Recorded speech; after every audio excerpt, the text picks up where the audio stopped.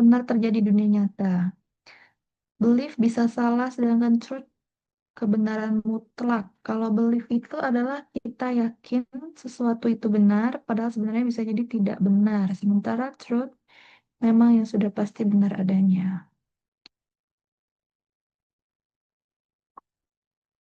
Oke.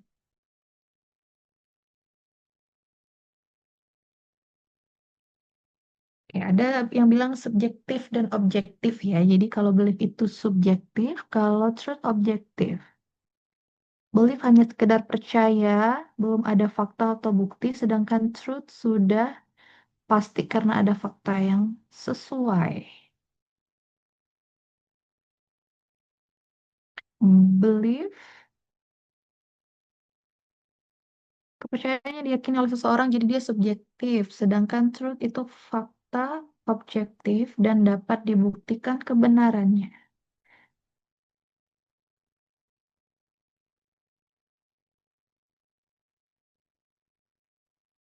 Oke.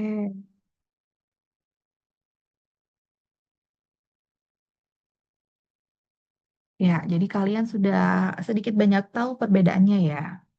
Oke, tadi justifikasi adalah hal-hal yang bersifat em, mungkin bisa dibilang itu sebuah argumentatif ya.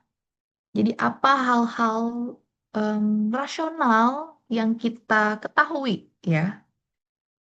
Jadi em, membuat sebuah pertimbangan menjustifikasi ya. Jadi kita melakukan analisis terhadap sebuah pembenaran gitu ya. Tuh justifikasi. Jadi bisa setelah kita punya pikiran, informasi itu bisa menjadi pertimbangan ya. Alasan, justifikasi berkenaan dengan keputusan, pilihan dan lain sebagainya ya. Kalau sorry, kalau belief itu biasanya lebih kepada em, sisi emosional ya. Kalau belief itu ya. Tadi ada yang bilang subjektif, jadi sisi emosional lebih kepada percaya secara emosional ya, teman-teman. Kalau truth itu sebuah kebenaran, ya, kebenaran yang bisa jadi buktinya sudah ada yang kalian percayai, gitu ya, terhadap sebuah bukti. Itu untuk truth. Apa yang teman-teman sampaikan di kolom chat itu sudah benar ya. Sekarang teman-teman lihat ada di sana denial, ada mislead dan credulity ya. Jadi denial itu kalian udah tahu ya, kalau deny sesuatu itu things that you should believe but don't ya. Apa coba? Things that you should believe but don't. Berarti hal-hal yang harus atau biasanya harusnya kalian percayai tapi kalian sometimes memilih tidak pengen tahu. Kayak denial gimana sih kalian menolak sesuatu ya? Menolak meyakini gitu. Oke, kata Intan kayak nggak mau nerima fakta yang ada, Bu. Oke, iya betul. Jadi denial. Kalian kan anak-anak Gen Z, kalian pasti familiar dengan denial gitu ya, kata-kata denial. Ada mislead, pernah dengar kata mislead nggak? Mislead, misleading, things you believe for untrue reason. Apa tuh mislead? Pasti pernah deh, coba. Mislead yang kalian pahami apa? Mislead, misleading,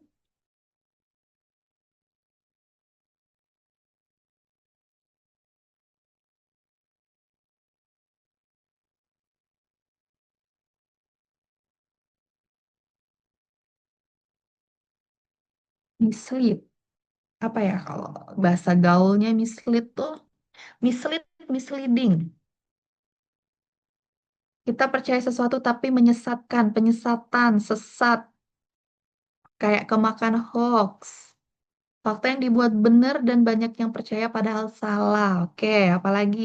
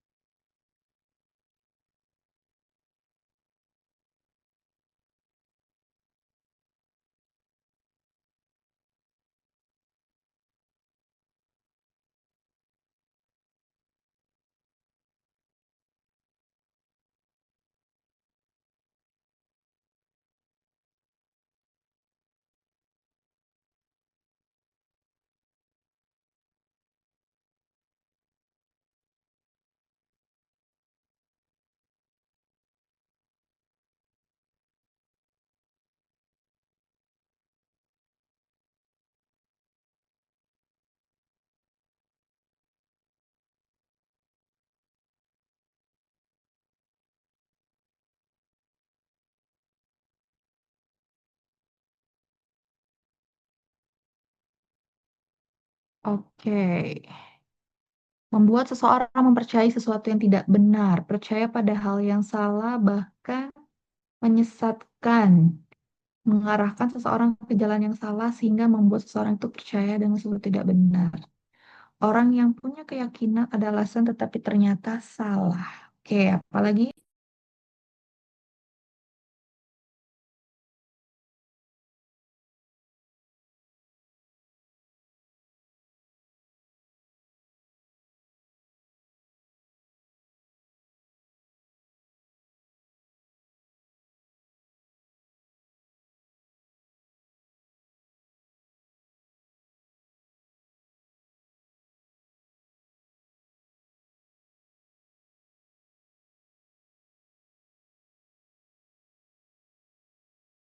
kayak meme blind leading the blind. Mereka percaya sesuatu hal padahal itu nggak benar di bawah sesat. Seseorang percaya pada sesuatu karena merasa punya alasan, tetapi ternyata alasannya salah. Mempercayai pernyataan yang salah. Oke, selanjutnya kita move ke credulity. Mungkin asing ya, credulity ya, jarang dibahas. True belief without justification. Apa maksudnya? True belief without justification.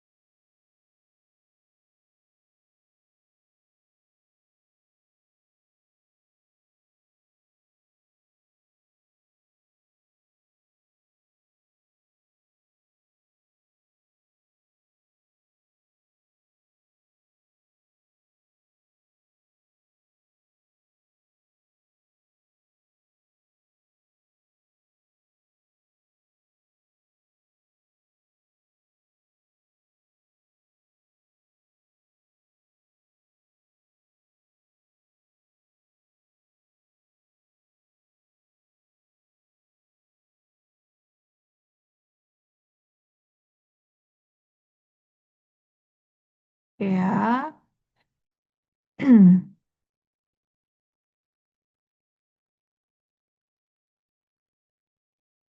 Kredulitas itu percaya tanpa adanya bukti yang kuat. Gampang percaya tanpa dasar. Percaya tanpa alasan yang jelas. Gampang percaya sesuatu gampang dibohongin. Percaya tanpa mengecek kebenaran. Percaya sesuatu tanpa pikir panjang. Jatuhnya percaya karena feeling aja. Gampang ketipu lah istilahnya. Oke. Keyakinan yang terburu-buru tanpa bukti yang konkret.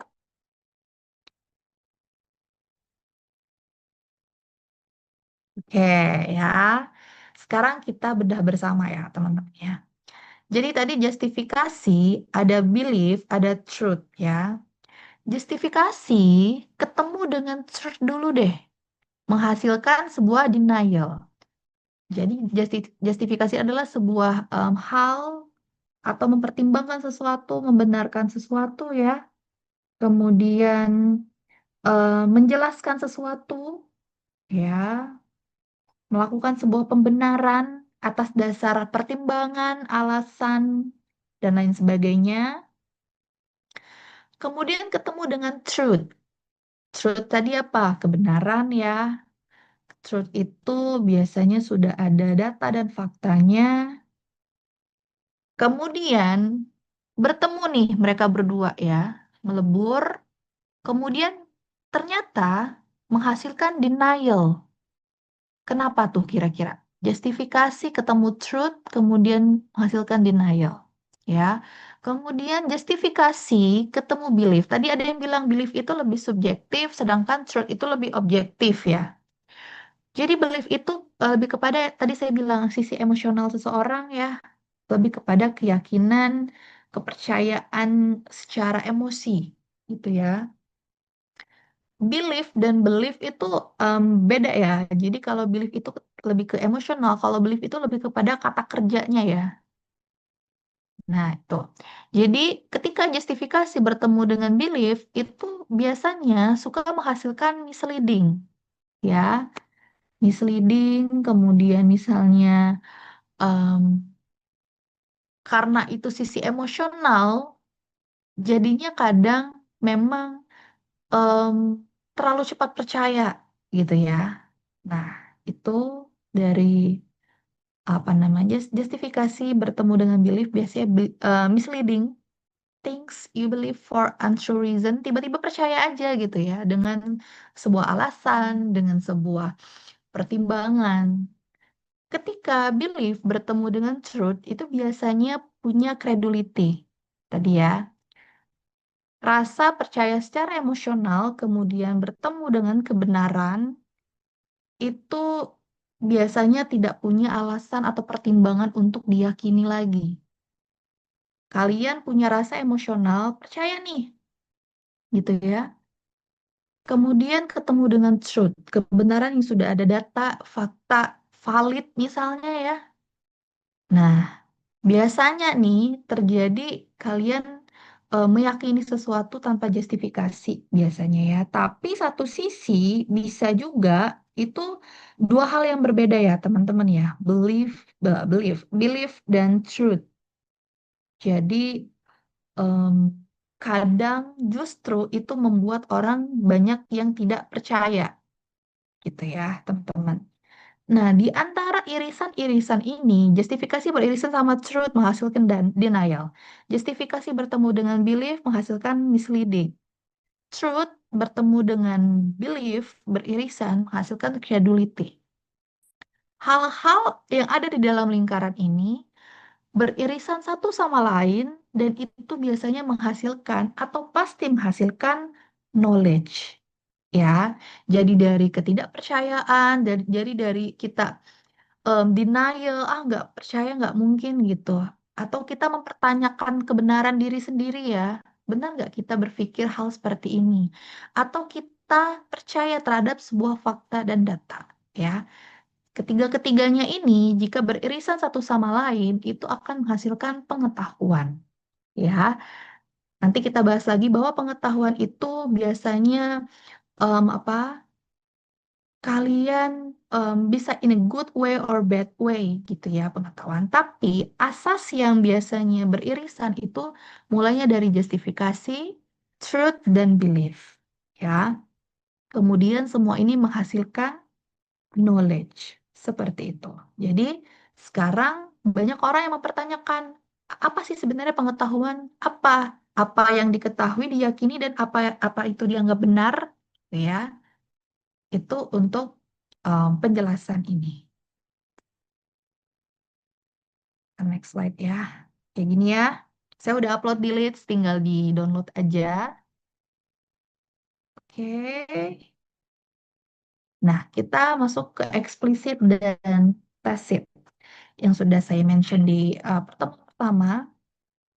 Kita ulang lagi ya. Jadi kalau eksplisit itu kan biasanya lebih ke sifat apa yang sudah disampaikan gitu ya. Kalau tacit itu apa yang kalian miliki. Jadi kalau tacit itu transfer melalui percakapan dilakukan sendiri. Jadi em, kata-kata berperang dengan pikiran sendiri itu benar adanya loh ternyata ya bahwa kalian sudah punya pengetahuan dan kalian mengolah sendiri pengetahuan itu.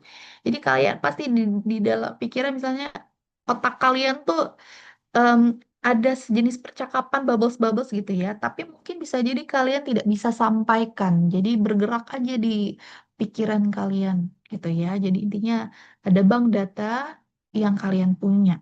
Ya, sulit diartikulasikan. Tadi saya bilang, di otak kalian tuh rumit gitu ya. Wah, saling ngomong ini. Kalian tahu apapun, tapi agak sulit kalian sampaikan. Ya, seperti itu. Kemudian pasti ada di dalam diri seseorang insight dan understanding, penilaian dan asumsi. Tadi balik ke irisan tadi ya, ada belief, ada truth dan justifikasi. Bahwasanya mungkin apa yang pengetahuan yang ada di dalam otak kita yang kita terima itu hanya sekedar asumsi, belum bisa dibuktikan misalnya ya. Hanya penilaian semata, penilaian dasar saja. Kemudian kalau eksplisit, kalian sampaikan pengetahuan, informasi, ide, diskusi secara formal. Bisa juga informal ya. Yang penting apa yang kalian sampaikan kepada orang lain. Kemudian eksplisit biasanya terdokumentasi. Contohnya itu berupa laporan, listen learn, kalian buat paper, buat PPT, ya. Ngomong barusan di chat Zoom, ya itu adalah contoh yang terdokumentasi ya, berupa explicit knowledge, ya. Itu untuk eksplisit dan tacit. Kemudian, nah ini ya, ini lebih rigid lagi, bahwasanya dalam eksplisit dan tacit itu juga punya makna yang berbeda lagi ya. Jadi kalau tacit itu sering disebut personal knowledge, kalau tacit itu share knowledge ya. Jadi tadi di atas ada tiga irisan ya. Sekarang ada dua irisan. Bagaimana irisan apa yang ada di dalam diri seseorang itu disampaikan dan itu terdapat sebuah irisan yang berarti change involve over time ya. Jadi kalau personal knowledge, by experience tadi di awal saya bilang practice, misalnya yang lagi in banget sekarang adalah jadi runner ya. Jadi runner gitu semua orang berlomba untuk hidup sehat ya. Lebih ke positive way. Misalnya kalian praktis sedikit demi sedikit, lama-lama, lama-lama jadi bukit. Atau misalnya kalian pelari awalnya 5K, berlatih terus praktis jadi 10K, terus lanjut lanjut lanjut. Nah, itu kan semakin apa namanya bertambah ya, praktis dan personal involvement-nya. Kemudian itu juga berlaku dengan secara akademis ya, teman-teman. Semakin nanti semester kalian semakin banyak, semakin panjang dan akan selesai, personal improvement-nya itu semakin banyak secara personal knowledge ya. Jadi ada skills yang bertambah, ada experience yang bertambah, dan formal education juga mungkin nanti akan bertambah. Selesai mungkin S1, akan lanjut S2, mungkin S3 gitu ya. Kemudian talents ya. Talents itu misalnya kalian punya skill em, tak terduga gitu ya. Ya kemudian kemudian misalnya awal-awalnya em, tertarik misalnya kepada tarian dance gitu ya. Kemudian kalian menganggap itu adalah sebuah talent yang bisa em, apa namanya diperbaiki kemudian digunakan dan mungkin kalian akan menjadi seorang profesional seperti itu ya. Itu untuk personal knowledge. Jadi tidak mungkin skill, experience, dan talent itu berkurang ya. Pasti akan terus bertambah. Seperti itu. Untuk share knowledge itu banyak kalian mau diskusi sekelas, diskusi sama dua orang. Ya, itu biasanya by group kalian ngobrol sama teman-teman aja udah share knowledge ya. Kemudian biasanya ada di kepala aja ide diskusi itu, kemudian kalian share kepada orang lain. Jadi lebih suka ngomong, memberikan sesuatu informasi, pengetahuan dan lain sebagainya ya. Bisa juga kalian belajar dari orang orang lain, mendengarkan dari orang lain. Ini terkait juga dengan bagaimana seorang individu itu em, relate dengan cara belajar. Ada yang orang belajar melalui audiovisual, ada yang belajarnya visual, ada yang belajarnya harus membaca, ada yang belajarnya harus menghafal. Ya, misalnya teman-teman harus tahu nih, harus mengenali diri sendiri ya. Kalian belajarnya lebih kemana tipenya? Ataukah hanya mendengarkan aja udah langsung ngerti gitu ya? Ada orang yang harus melihat by visual dulu baru paham apa maksud dari materinya atau informasinya gitu ya. Ada yang justru lebih enak membaca buku, misalnya membaca tulisan, membaca artikel, daripada harus melihat gambar atau mendengarkan sesuatu. Ada juga tipenya yang lebih mudah menghafal daripada ketiga yang tadi. Justru dengan menghafal menjadi ingat misalnya. Nah, itu ya, itu bentuk-bentuk personal knowledge kalian sendiri yang nantinya bisa jadi membentuk bagaimana kalian transfer knowledge kepada orang lain. Itu ya. Ada yang mau ditanyakan sampai sini, teman-teman? Sebelum kita ke slide selanjutnya, paham nggak kira-kira dengan apa yang sudah kita bahas?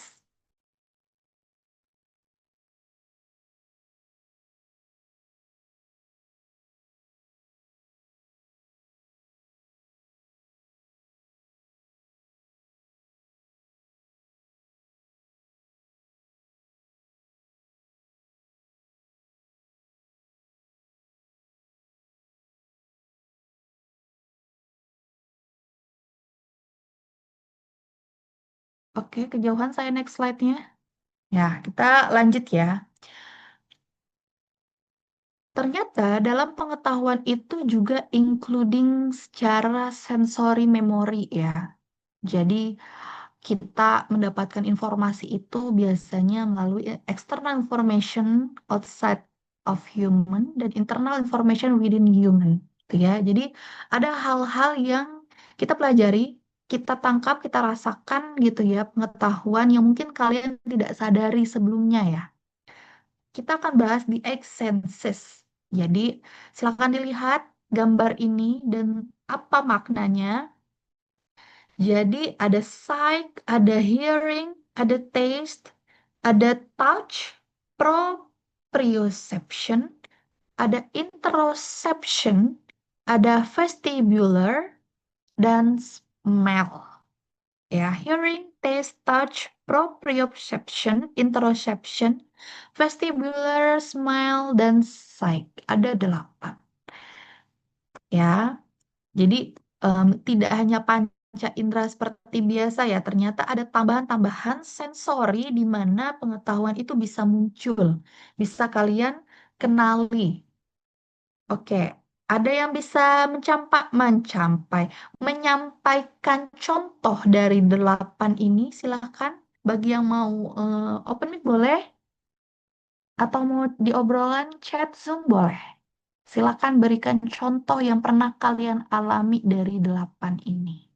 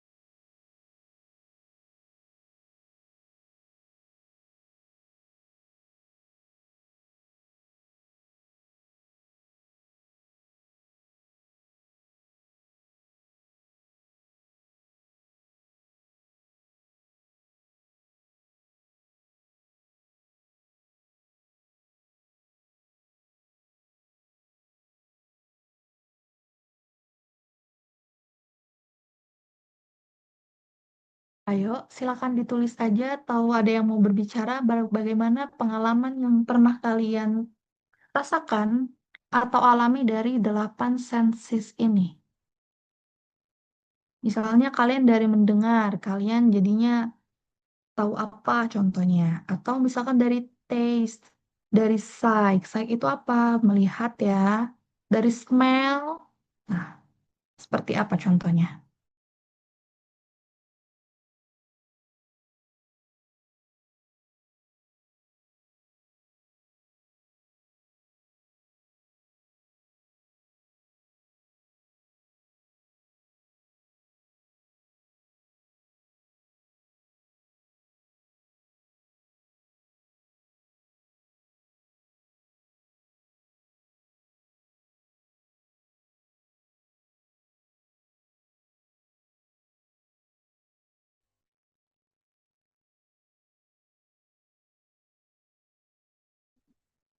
Bu izin nanya boleh nggak? Ya, silakan.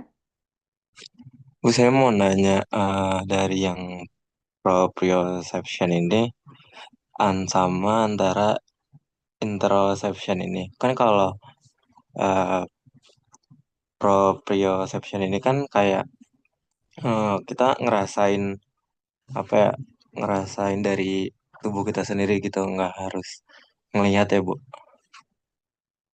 Ya, Nah kalau yang interoception ini kan kita juga sama-sama ngerasain dari dalam tubuh juga, cuman kan ini kan kayak lebih dari apa ya, kayak lebih ke badan kita gitu ngerasainnya gimana. Itu bedanya gimana? oke. Jadi kalau interoception itu lebih kepada dalam diri ya, dalam pikiran, dalam diri. Kalau proprio itu lebih kepada eksternal, gerak tubuh, seperti itu. Refleks, sikap waspada, nah seperti itu. Kalau interoception itu lebih kepada sisi emosionalnya, kayak gitu ya. Tadi siapa yang open mic ya? Saya lupa namanya siapa. Saya Bu. Raihan ya? Iya Bu. Oke, Oh, silakan. Ada yang mau disampaikan teman-teman yang oke, lain? terima kasih Bu. Iya, ada yang punya pengalaman terhadap 8 sense ini?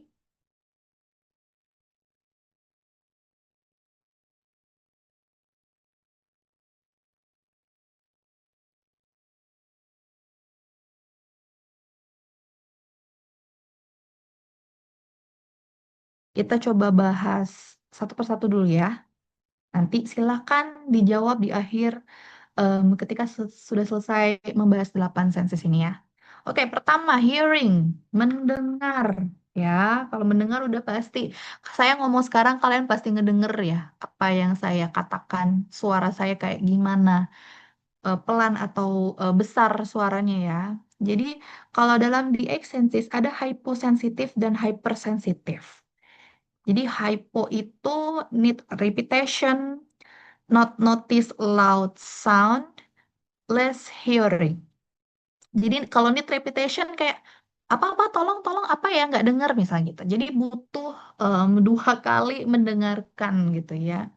Jadi pendengarannya butuh diulang, not notice loud sound. Jadi ketika ada yang teriak misalnya kalian nggak ngeh gitu ya. Kemudian kalau hypersensitif itu biasanya sensitif terhadap suara yang sangat keras, sensitif terhadap kebisingan. Misalnya di kelas ada yang ribut, otomatis salah satu di antara kalian atau dua di antara kalian pasti shoot shoot ya, diem diem diem gitu.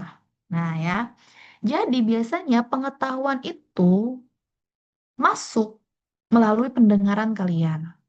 Ya, kalian mendengar tadi saya bilang cara belajar seseorang itu beda-beda. Ada yang audio visual, visual, ada yang menghafal, mencatat, menulis dan lain sebagainya. Salah satu pengetahuan bisa masuk kalian mendengarkan gitu ya, mendengarkan apapun. Just hearing, hanya mendengar aja. Misalnya kalian mendengarkan podcast Spotify itu kan hearing ya. Jadi sense panca indera pendengaran kalian itu menangkap apa yang dibicarakan oleh orang lain. Misalnya kalian nonton podcast apa nih di Spotify ya.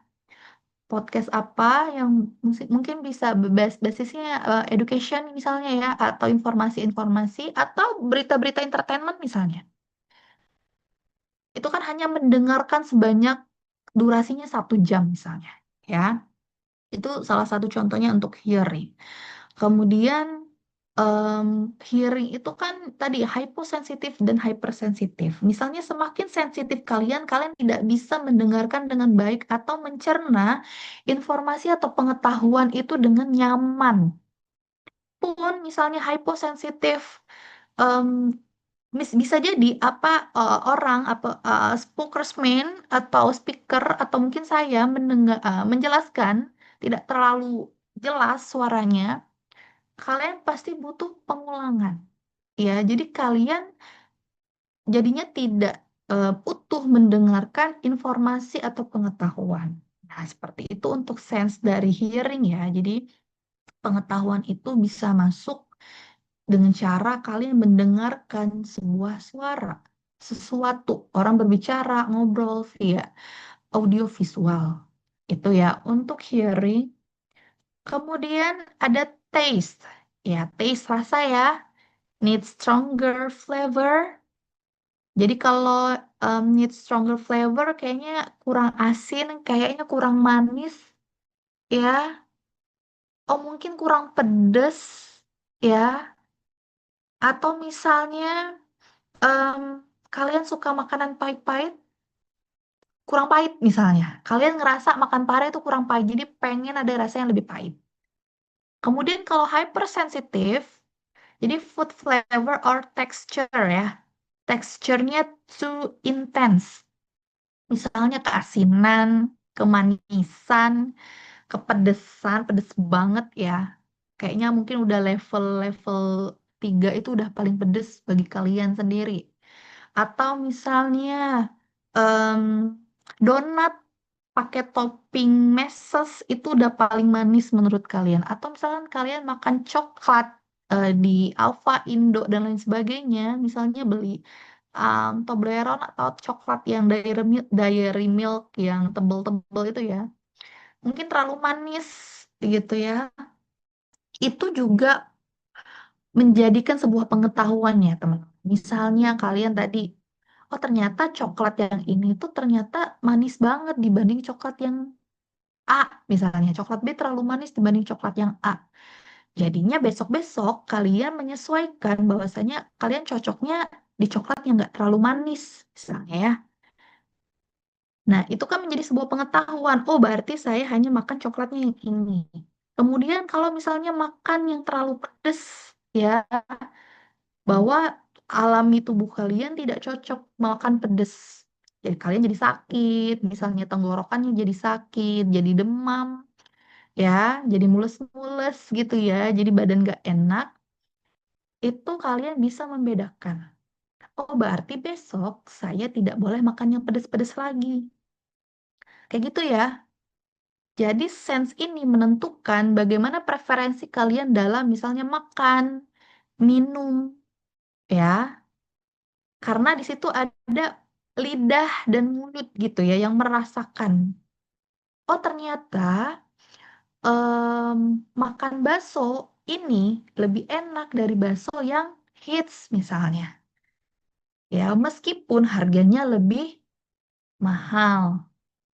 Itu adalah sebuah pengetahuan ya bahwasanya em, merek ramen A dan ramen B itu ternyata beda.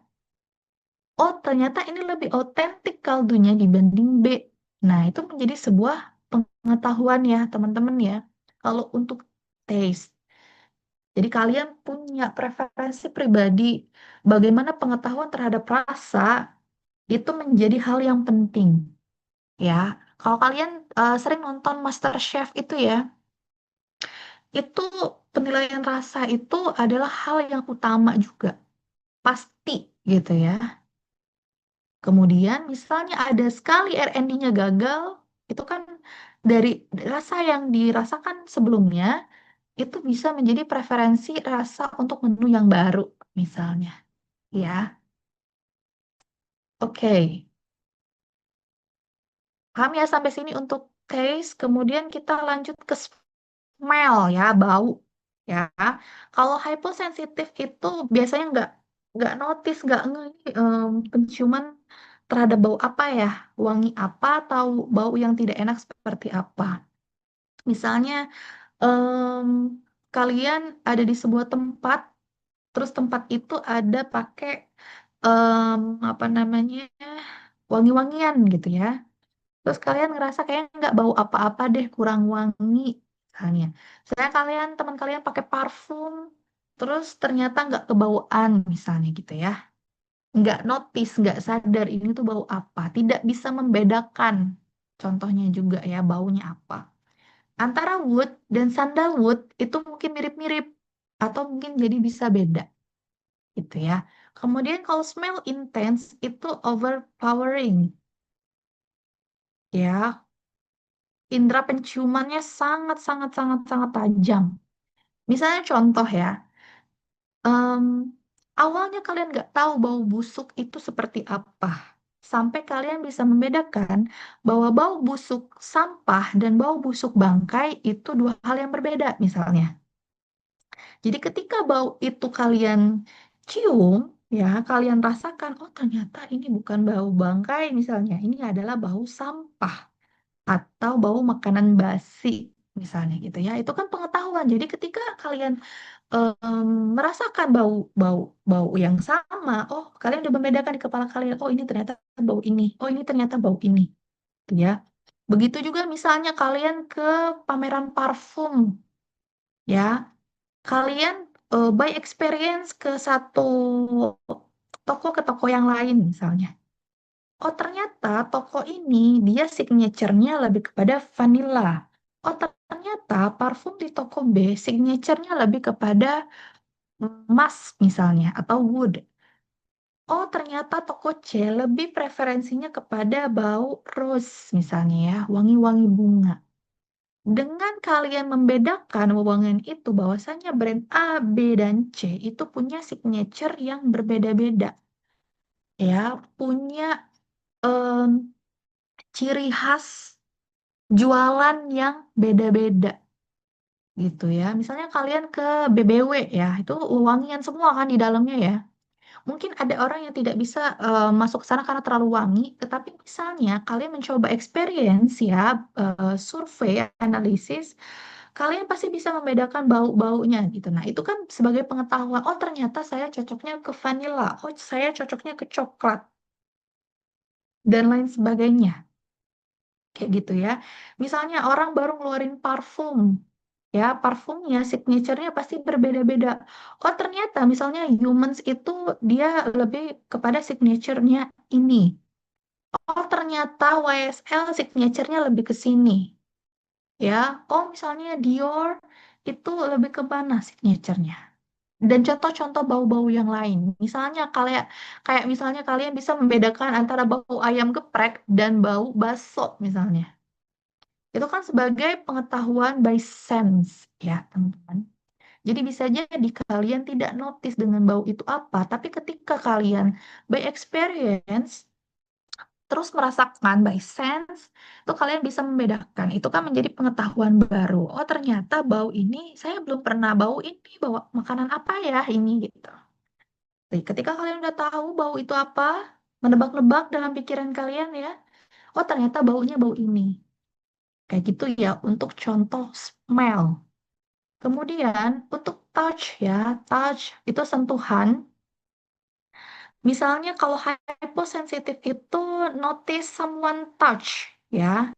Misalnya kalian satu kelas, tiba-tiba teman kalian ada yang nepuk pundak, terus banyak yang nepuk pundak kalian gitu ya di kelas ya. Yes, benar, as a friend, nabok gitu ya. Nah, bisa jadi kalian punya pengetahuan, oh nabok yang paling keras tuh si A ternyata. Oh nabok yang lembut itu, yang cuma di tangan itu si B. Yang nabok pundak misalnya, yang nyentuh pundak atau nyentuh kepala itu si D misalnya kayak gitu. Jadi kalian udah tahu nih karakteristik orang-orang gitu ya. Kemudian kalau hypersensitif itu contohnya ke anak bayi ya teman-teman ya. Kalau kalian tahu, jadi kalau anak bayi usia 0 sampai 1 itu biasanya kalau kalian perhatiin mereka suka dibawa ke kelas-kelas sensori. Ya mungkin udah ada yang tahu kelas-kelas sensori ya. Jadi anak-anak bayi itu sekarang udah hits banget sekolah sensori. Contohnya apa? Misalnya dikenalkan dengan pasir, dikenalkan dengan jelly, ya, dikenalkan dengan mie, mie ya, mie yang sudah direbus, dipegang sama mereka, mereka megang air, nyebur ke laut. Itu adalah contoh bagaimana sense untuk touch. Jadi anak-anak misalnya kakinya di em, tempelin ke pasir, biar dia tahu oh ternyata pasir ini tuh pasir di pantai. Pasir itu teksturnya begitu. Kemudian misalnya mereka memegang jelly. Oh, ternyata megang jelly itu begini ya, kenyal-kenyal gitu ya. Oh, ternyata ketika diceburin air, dia kadang nangis, kadang enggak gitu ya. Butuh waktu bagaimana dia bisa mengenali air. Jadi ada perbedaan air, ada perbedaan tekstur untuk pasir, jelly, mie, rumput biasanya. Jadi anak-anak bayi itu suka nangis kalau udah nginjek rumput. Karena apa? Rumput itu kan biasa kecil-kecil, tajam-tajam, dan mungkin mereka geli gitu ya. Aneh, karena biasanya jalannya di lantai dengan tekstur yang em, apa namanya rata, enak, nyaman di kaki, tiba-tiba disuruh jalan di pasir atau jalan di rumput. Ya, hal yang mereka notice adalah mereka nangis gitu karena ini hal yang baru bagi mereka. Nah, itu adalah bagian dari pengetahuan ya sebenarnya. Jadi lama-lama mereka paham, oh ternyata mie itu bisa saya pegang. Oh, ternyata jelly itu bisa saya pegang. Oh, ternyata rumput itu bisa saya injek dan aman ternyata. Pasir bisa saya injek dan aman juga, gitu ya. Misalnya touch, em, bisa tadi ya eh, sentuh pundak orang. Jadi kalian bisa tahu karakteristik yang sentuh nabok ya, sentuh misalnya nempeleng gitu ya, sentuh Noel doang, itu tandanya apa? Misalnya sentuhnya nabok-nabok di badan tuh em, agak cepet. Nah, itu berarti tandanya apa? Misalnya tandanya disuruh buru-buru, tanda panik kah, tanda takut kah, gitu ya. Misalnya kalau Noel doang, itu pengetahuan seperti apa? Oh, Noel berarti mungkin iseng. Apa yang kalian pikirkan kalau teman kalian Noel itu berarti oh iseng doang kali, gitu ya. Gak mungkin kalau misalnya dalam ketakutan itu cuma Noel santai. Nah, itu kalian bisa beda ini ya sensenya. Kalau udah tepok-tepok cepet, apakah itu santai atau tidak, kalian sudah bisa membedakan ya. Seperti itu untuk sense of touch, kemudian sight. Nah, ini sight ya. Jadi tentang penglihatan. Jadi kalau hyposensitif itu biasanya kayak contoh kita ada di kegelapan, berarti kita butuh center ya. Nggak mungkin kita di kegelapan misalnya dalam ketakutan ya, misalnya ketakutan gelap nggak ada cahaya sama sekali. Kalian butuhnya apa? Butuhnya main misalnya. Karena hal pertama yang harus kalian lakukan adalah bisa melihat. Ya, misalnya kalian masuk goa, nggak bisa lihat sama sekali. Kalau kalian nggak bisa lihat sama sekali, ya kalian harus butuh alat, sesuatu yang bisa bikin kalian melihat sekeliling. Ya, jadi em, misalnya kalian butuh sesuatu, oh ternyata kalau gelap saya butuh senter, oh ternyata saya butuh penerangan gitu ya. Kemudian kalau hypersensitif itu lebih kepada terlalu terang. Oh, flashlight. Jadi kalau keterangan banget, kayaknya saya butuh sunglasses misalnya. Kalau terang banget, saya butuh topi misalnya. Kayak gitu ya. Atau saya em, sedikit sensitif dengan flashlight. Kayak gitu ya. Jadi pengetahuan-pengetahuan yang datang dari penglihatan. Contoh lainnya, inovasi dalam sight itu adalah kacamata pantokromik ya, yang bisa tiba-tiba lensanya berubah menjadi gelap ketika cahaya terlalu terang. Kalau dulu itu belum ada ya inovasi seperti itu. Jadi kalau misalnya orang yang matanya minus atau plus, itu kalau mau matanya terlindung dari matahari biasanya pakai sunglasses, dan itu kan biasanya 2 kali lebih repot ya teman-teman ya. Harus mungkin pakai kontak lens dulu baru bisa pakai sunglasses. Kalau sekarang itu udah ada inovasi langsung layar sorry layar kok layar apa namanya kacamata lensanya itu menjadi gelap. Ya, jadi nggak usah gonta-ganti sunglasses, ya cukup tetap kacamata minus, tapi dengan inovasi terbaru. Seperti itu untuk sight. Kemudian proprioception. Ya, silakan dibaca ya teman-teman. The feedback we receive from muscles or joints in the body. It helps us understand where our body is in space as well as our movement and actions. may not understand distance. Ya, ini lebih pada eksternal tubuh manusia. Bagaimana mereka punya refleks khusus gitu ya, em, waspada gitu ya. Jadi em, tubuh kita bergerak untuk proprioception. Sense-nya seperti apa? Misalnya, kalau misalnya tiba-tiba dikejar anjing misalnya ya, kita harus segera bergerak untuk lari ya seperti itu. Misalnya kalau tiba-tiba di jalan hujan, kita harus lari nih neduh kayak gitu ya. Itu lebih kepada em, eksternal tubuh. Kemudian kalau vestibular, mungkin baru pertama kali dengar ya itu ada gambarnya tuh vestibular.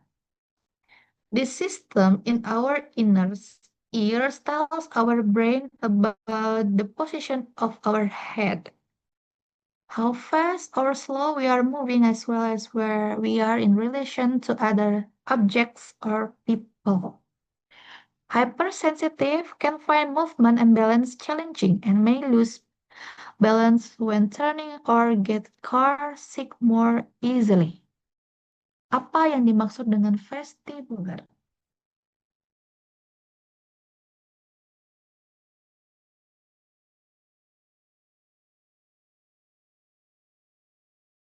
Jadi kalau vestibular ini biasanya saling relate dengan proprioception. Misalnya, um,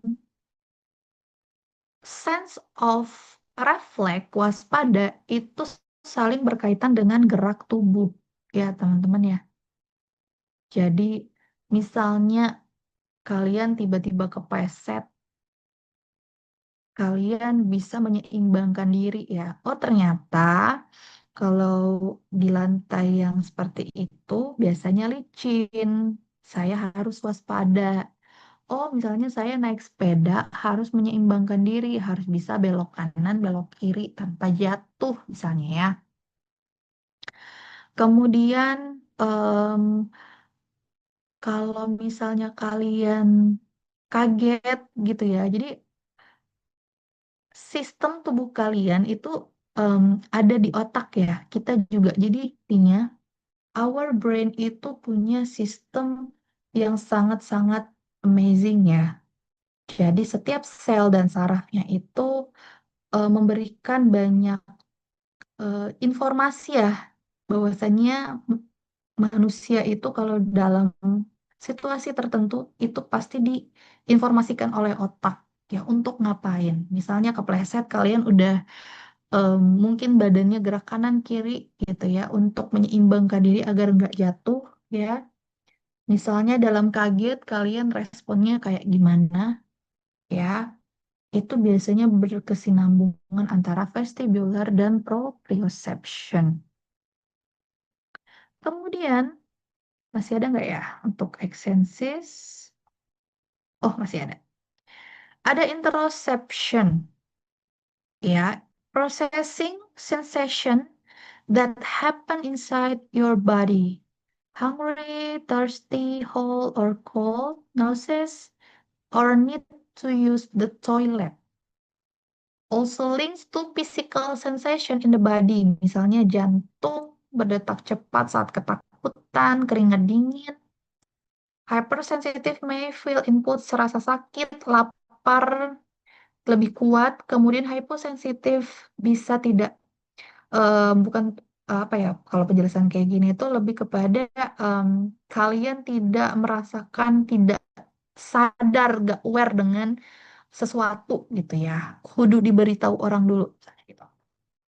Oke, kalau processing sensation that happen inside your body, kayak kalian, oh ternyata dari pagi nggak sarapan nih, langsung kuliah 9.40.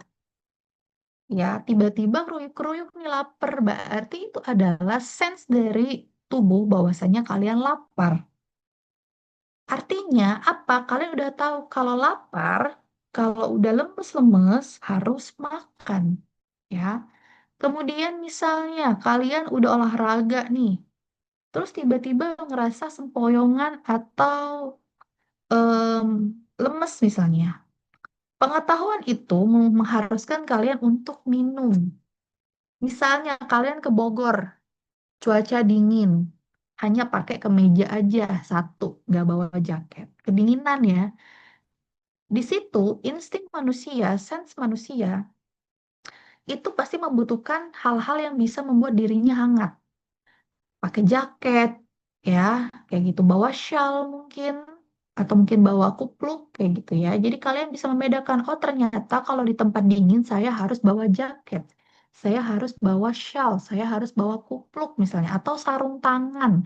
Gak mungkin kalian ke Bromo or ke Dieng itu pakai kemeja biasa satu lembar, ya. Kemudian juga di tempat panas, misalnya ke Bali gitu ya. Ke Bali malah kebalik, kalian bawa jaket, pakai kupluk, sarung tangan. Secara alamiah tubuh itu pasti memberontak kalian kepanasan. Berarti secara pengetahuan tubuh kalian, kalian sudah bisa menganalisis bahwasanya di tempat dingin harus pakai apa, di tempat panas harus pakai apa. Ya, misalnya refleks tubuh kalau kepanasan kalian cari kipas, ya, kipas-kipas nih. Banyak tuh keringat keluar gitu ya. Terus kalau kedinginan, reaksi tubuh kalian tahu kalian kenapa? Misalnya tangannya kayak jadi kecut biru gitu ya, dingin kaku gitu ya, atau giginya bergetar kedinginan. Nah, itu adalah sebuah pengetahuan bahwasanya misalnya kalian mau ke Bali, oh yang harus dibawa bajunya tema-tema summer misalnya. Oh ternyata kalau saya ke Dieng itu nggak bisa pakai baju tema summer karena tubuh saya tidak bisa em, apa namanya memadai jika tidak pakai pakaian tebal kayak gitu ya. Terus misalnya kalian mau ke toilet, tiba-tiba pengen ke toilet, berarti dari sense interoception kalian memberitahu bahwasanya saya mau saya kebelet pipis berarti saya harus ke toilet ya. Secara alamiah tubuh dan logika manusia, ketika kita pengen ke toilet, ketika kita pengen apa namanya kebelet pipis gitu ya atau kebelet pup itu pasti ke toilet ya. That's why kenapa manusia dan makhluk hidup lainnya itu berbeda. Ya, kalau dalam secara agama manusia itu memang lebih berakal gitu ya dibanding makhluk lain. That's why kita kalau pengen pipis gitu, pengen pup itu pasti ke toilet secara logika dan pengetahuan. Beda sama kucing misalnya. Ya, kayak gitu. Itu yang membedakan pengetahuan dari senses. Kemudian kalau physical sensation in the body, misalnya kalian terjebak di sebuah lokasi kesasar. Nah, tuh panik nggak gitu ya? Kalau dalam masa-masa panik, pasti dalam tubuh kalian itu em, berpikirnya cepat ya. Misalnya kalian harus kabur kah, atau kalian harus do something kah, misalnya share maps kah, gitu ya. Kemudian misalnya keringat dingin, berarti kalian tuh kenapa kalau keringat dingin? Apakah sakit? Apakah apa namanya lagi ada dalam tekanan, misalnya tiba-tiba disuruh presentasi gitu ya, nggak ujuk-ujuk dikasih materi tiba-tiba presentasi, misalnya itu keringat dingin. Berarti keringat dingin itu berarti kalian ada dalam posisi yang tidak nyaman misalnya. Berarti nextnya kalian tahu bahwasannya untuk presentasi saya harus baca dulu biar saya nggak keringet dingin, biar saya nggak gugup misalnya gitu ya. Kemudian kalau misalnya dalam ada fase ketakutan, kesasar misalnya, oh berarti saya nggak bisa nih kalau nggak pakai maps, saya harus gunain maps biar saya nggak kesasar, biar saya nggak panik, biar saya nggak takut gitu ya. Kemudian tadi hypersensitif. Rasa lapar itu lebih kuat dibanding biasanya gitu ya. Berarti kalau kalian udah sering-sering lapar, berarti kalian udah tahu bahwasanya kalian saya ngebekel, bekelnya dikali dua gitu ya. Atau misalnya beli ayam geprek 2 porsi kayak gitu ya. Itu sensis secara pengetahuan kalian tahu tubuh kalian itu makannya lebih banyak misalnya gitu ya. Kemudian kalau hyposensitif itu em, kalian justru tidak mengetahui diri sendiri. Misalnya tadi em, udah tahu misalnya kesasar gitu ya, tapi nggak do something. Atau misalnya kalian kedinginan, tapi kalian nggak melakukan sesuatu gitu ya. Kalau secara pengetahuan, secara logika manusia, kalau misalnya kalian lapar ya makan, kalau haus ya minum, gitu ya. Kalau kedinginan, kepanasan, kalian punya sesuatu hal untuk bisa membentengi diri. Kayak gitu untuk interoception. Ada yang mau disampaikan sampai sini untuk penjelasan di Exensis? Silakan tuliskan di kolom chat obrolan apa yang kalian merasakan atau pengalaman yang kalian punya terhadap di Exensis. Silakan. Silakan dituliskan di kolom chat ya. Saya tunggu selama 5 menit untuk bisa menuliskan di kolom chat.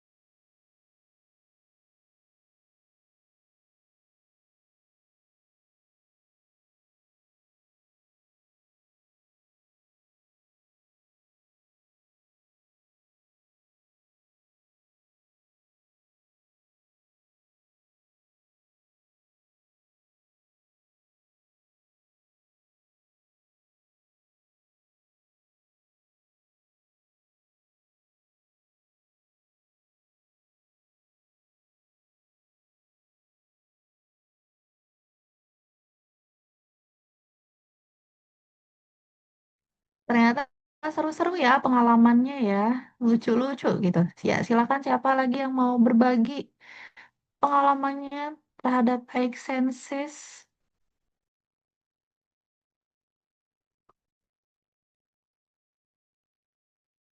Oke. Nah, kalau touch ya, ini dari Sarah Nur Adisti. Pengalaman touch saya adalah ketika saya dicubit.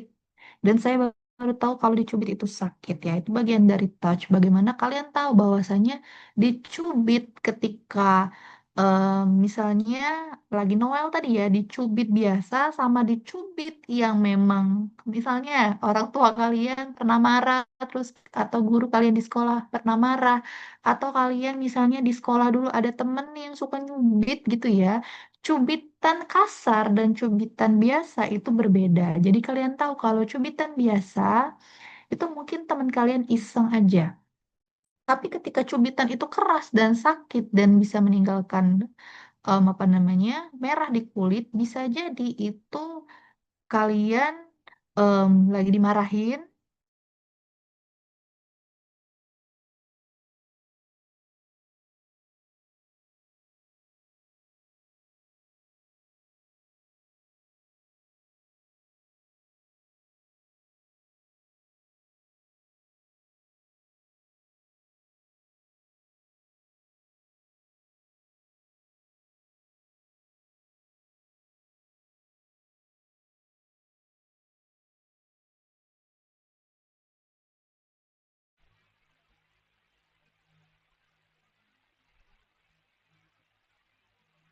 Oke, sudah tidak ada yang menambahkan ya. Kita move ke next slide.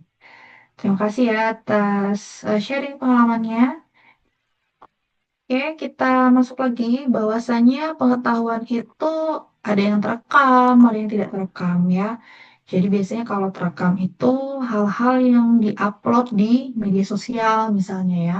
Kalian videoin ketika kalian presentasi gitu ya. Kalau tidak terekam biasanya by tekstual ya. Kalau misalkan kalian menjadi konten kreator, kalian memberitahu cara membuat sesuatu misalnya ya, itu sudah menjadi explicit knowledge, pengetahuan yang kalian rekam dan kalian share kepada orang lain. Kalau tidak terekam, misalnya tugas-tugas kalian presentasi, esai, dan lain sebagainya ya, itu berupa pengetahuan. Misalnya, saya suruh kalian diskusi menggunakan kertas, itu adalah pengetahuan yang ada di dalam diri kalian yang biasanya tidak terekam ya berupa teoritis kemudian dikembangkan melalui analisis dan terstruktur basisnya untuk pengambilan keputusan kayak tadi hal-hal yang kalian sampaikan di kolom chat tadi itu biasanya setelah tahu dan mengerti apa yang kalian butuhkan, biasanya itu menjadi basis pengambilan keputusan. Ya, kalau misalnya kalian nggak cocok di cuaca panas, keputusan kalian apa? Misalnya kalian nggak cocok di udara dingin, oke, keputusannya kalian nggak akan pergi ke tempat dingin karena kalian bakal sakit, menggigil, nge-freeze misalnya ya, dan lain sebagainya.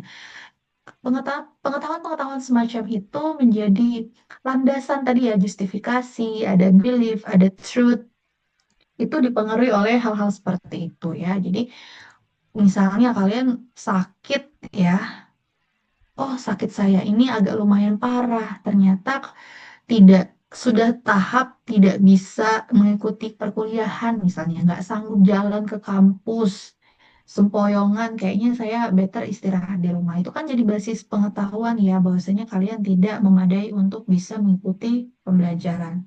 Seperti itu. Oke, nextnya.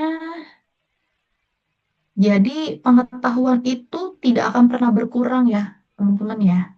Semakin kalian banyak tahu, maka semakinlah pengetahuan itu akan bertambah.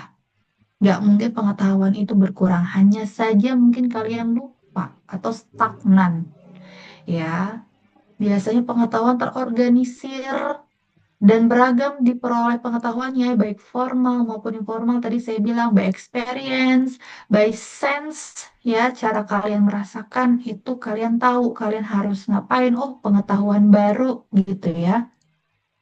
Kemudian nanti semakin kalian tambah semester, semakin banyak pengetahuan yang baru atau skill tadi ya, skill talents yang kalian punya. Dan itu bisa kalian gunakan untuk hal-hal yang lebih baik.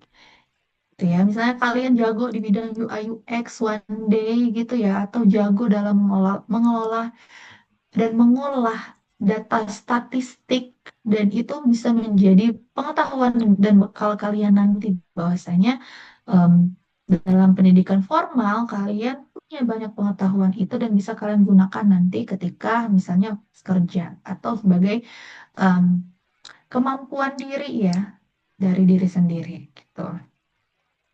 Jadi kalau batas-batas pengetahuan itu ada kepentingan pribadi, ada sumber-sumber pribadi, dan kebanyakan mencari informasi berdasarkan kenyamanan gitu ya. Misalnya kalian mencari sesuatu informasi ya untuk dijadikan pengetahuan, biasanya nyamannya gimana? Oh, secara kenyamanan kalian memang nyaman carinya di AI misalnya gitu, atau ada yang nyamannya ngedengerin eh, podcast gitu ya. Jadi pengetahuan-pengetahuan itu banyak caranya, cara mencarinya, cara mengadopsinya gitu ya. Kemudian tadi ya saya sempat mention gaya belajar, learning style kalian seperti apa. Mungkin sebanyak sebanyak apa kalian mendengarkan, sebanyak itu pula kalian punya banyak pengetahuan.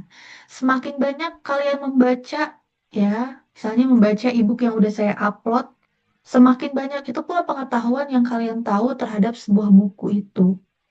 Semakin banyak kalian misalnya melihat grafik, gambar, oh ternyata melihat pola-pola, melihat infografis, melihat secara data visual misalnya, semakin banyak kalian tahu ternyata data visual yang seperti ini sebarannya begini.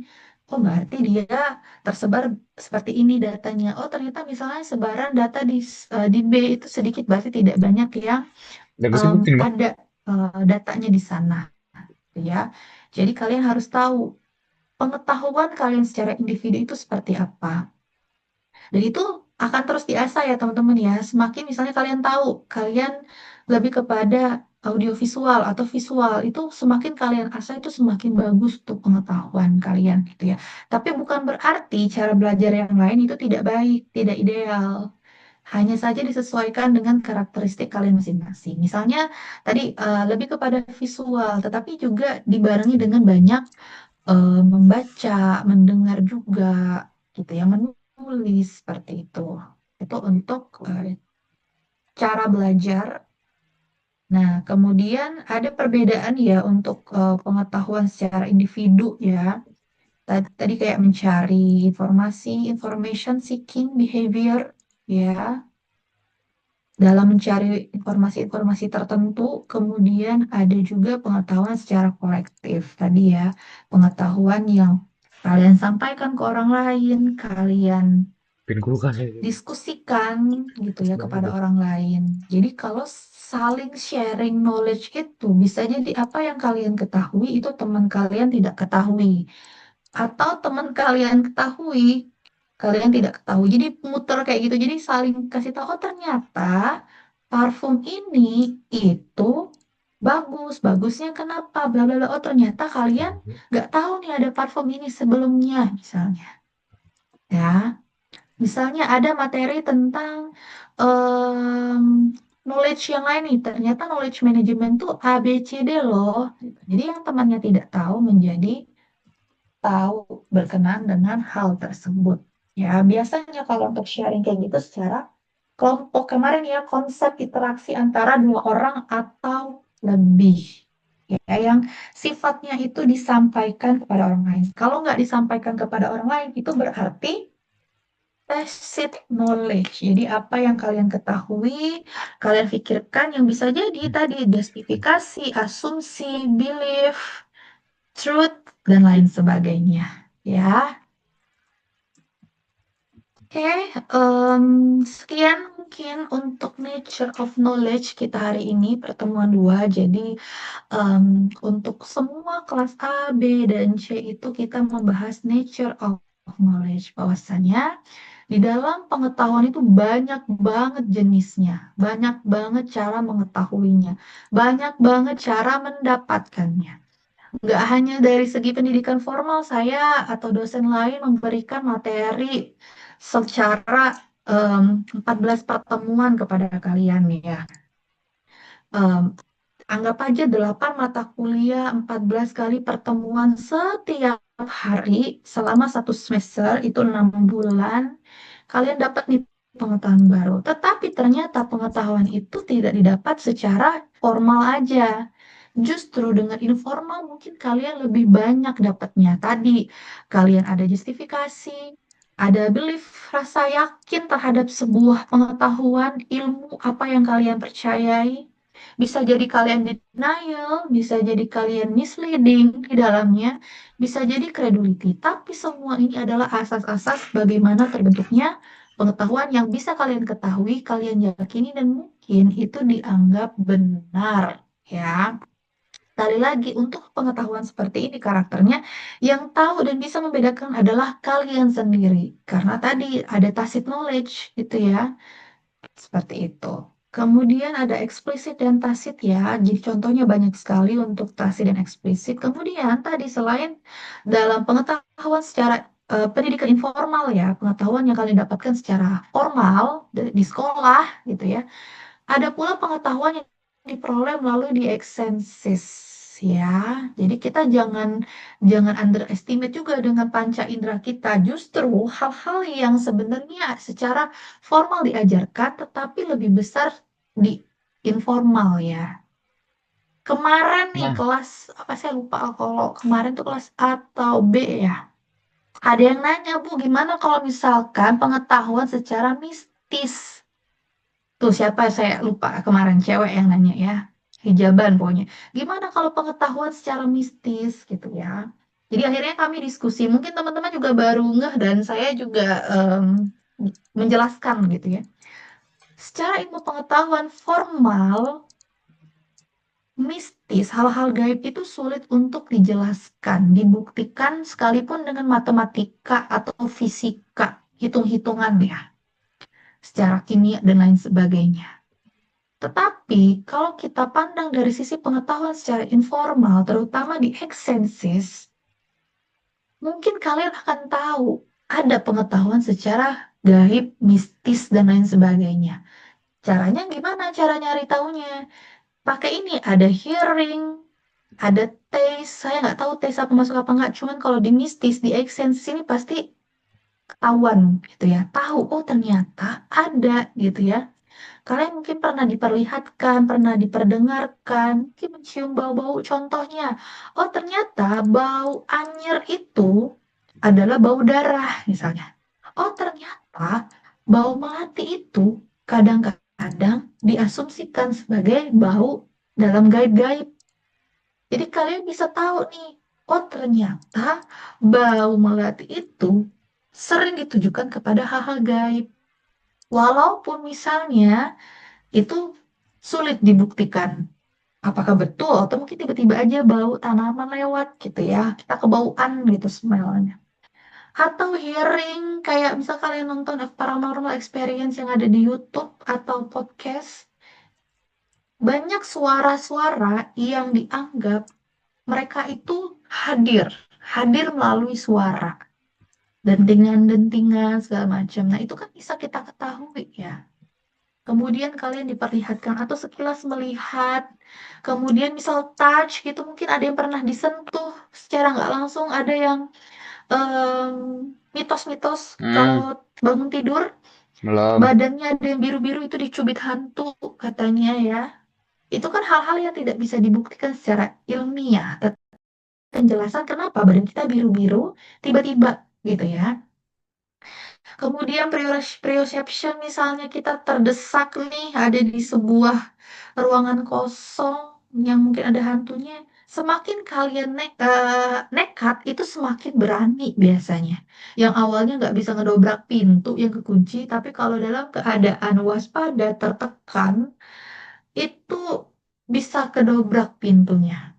Ya, interception kudu berpikir, ini saya kalau lagi di situasi ada di rumah kosong, tiba-tiba kesasar di rumah hantu harus ngapain? Refleksnya seperti apa? Vestibular ya. Jadi itu saya jawab kemarin. Mungkin kalian juga harus tahu bahwasanya hal-hal seperti itu tidak bisa dibuktikan secara em, materi formal ya. Belum ada penjelasannya sampai sekarang. Karena kalau materi secara formal itu harus dibuktikan ya. Kemarin ada knowledge development gitu ya. Acquisition. Bagaimana cara membuktikan pengetahuan secara mistis misalnya? Itu kan agak sulit sampai sekarang tidak bisa dibuktikan. Hanya saja bisa sedikit-sedikit dilihat, dibuktikan secara misalnya ada banyak orang yang nggak percaya dengan susuk. Ternyata di ronsen, hasil ronsen itu menunjukkan bahwasanya susuk itu ada. Tetapi untuk dibuktikan dalam ilmu pengetahuan itu agak sulit. Ya, kayak gitu. Misalnya santet dan pelet, bagaimana santet dan pelet disebarkan oleh pengetahuan secara formal. Tetapi secara disensis mungkin kita tahu gitu ya. Oh, mungkin kita pernah lihat Banaspati itu seperti apa. Ya, oh ngerasa nih di interception kita merinding nih kalau masuk rumah hantu misalnya kayak gitu atau tempat-tempat yang dianggap seram dan lain sebagainya. Kayak gitu. Jadi ada belief percaya apa yang kalian rasakan dalam sisi emosional gitu ya. Kemudian ada justifikasi. Kalian mempertimbangkan itu rasional atau tidak. Bisa masuk akal atau enggak. Kayak etos, logos, patos itu dalam public speaking itu ada di dalam pengetahuan itu. Ya, ada yang mau disampaikan atau ditanyakan sampai sini? Untuk pertemuan Nature of Knowledge, silakan. Ada yang mau ditanyakan sebelum kita akhiri kelas hari ini? Gimana? Paham semua ya teman-teman ya? Untuk penjelasan hari ini? Paham? Kalau nggak paham, kita ulangi lagi nanti jam 1 nih.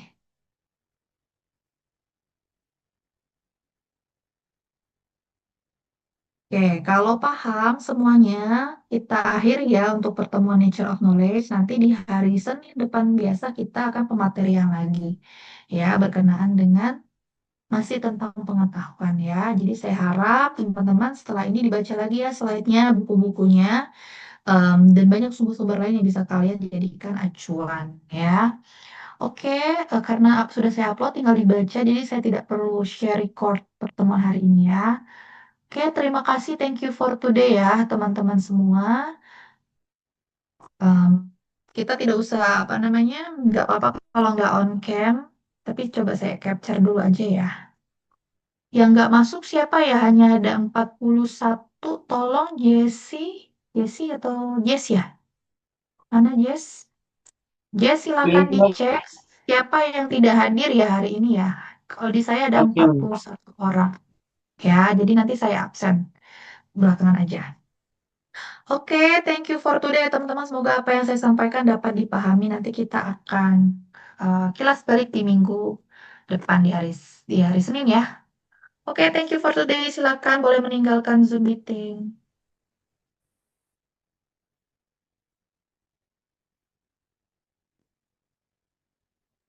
Oke, sama.